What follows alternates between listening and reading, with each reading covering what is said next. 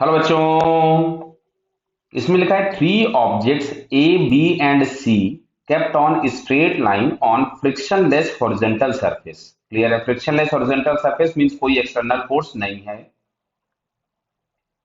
There masses are m 2m and m respectively. Diagram में दिख रहा है object A move towards B with speed 9 metre पर second, मतलब ये इस तरफ में जा रहा है विथ 9 मीटर पर सेकेंड।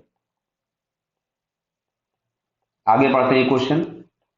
तो क्वेश्चन में आगे लिखा है makes elastic collision with it, मतलब ए और बी का कोलिजन इलास्टिक है। Thereafter B strikes completely inelastic with collision C, all motion occurs on the same straight line, find the final speed of block C. C मतलब B और सी दोनों के combined system की। तो सबसे पहले हम बी की वेलोसिटी फाइंड कर लेते हैं। देखो ध्यान से,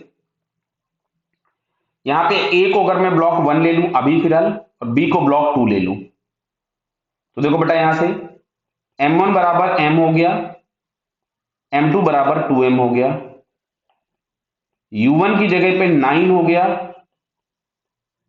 और u2 बराबर 0 हो गया। And we are interested to find the value of v2।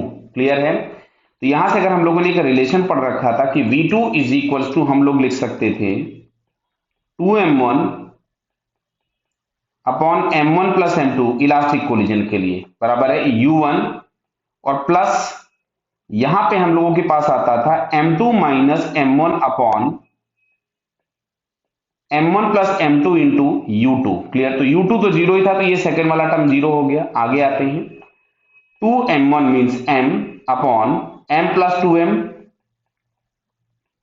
Into 9 बराबर। तो यहां से अगर हम लोग सॉल्व करें तो देखो ये हम लोगों को मिलता है 2m अपॉन 3m इंटू 9, तो m से m उड़ा दिया तो फाइनली आपको मिला 6 मीटर पर सेकेंड। बात को समझना, यानी कोलिजन के बाद अगर मैं डायग्राम बनाऊं, ध्यान से सुनना बेटा, इधर देखो, अगर मैं कोलिजन के बाद का डायग्राम बनाता हूं तो ये बी ब्लॉक है जो कि 2m मास का है,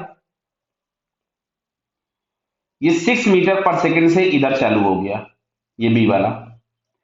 अब जो ब्लॉक सी है जिसका मास m है, इसके साथ जाकर के कंप्लीटली इन इलास्टिक कोलिजन करने वाला है, मतलब ये चिपक जाएगा उससे। तो अब अगर यहाँ पे अब केवल मोमेंटम कंजर्व होगा, एनर्जी नहीं। तो इसके बाद का मैं अगर फ्री बॉडी डायग्राम बनाता हूं तो हम लोगों को ये दिखाई देगा ब्लॉक बी और ये साथ में C, and they are moving together with some velocity v1।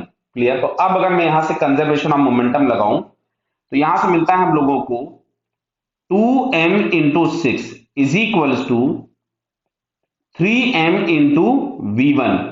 तो यहां से हम लोगों को v1 इज इक्वल्स टू मिलता है 4 मीटर पर सेकेंड, यानी जो ये कंबाइंड सिस्टम v1 से चल रहा था उस v1 की वेलोसिटी आपके पास हो गई 4 मीटर पर सेकेंड। ऊपर देखते हैं क्या है। तो भाई साहब ये इंटीजर टाइप क्वेश्चन है, तो इसका आंसर फिलहाल हम लोगों के पास कितना आ जाएगा? 4।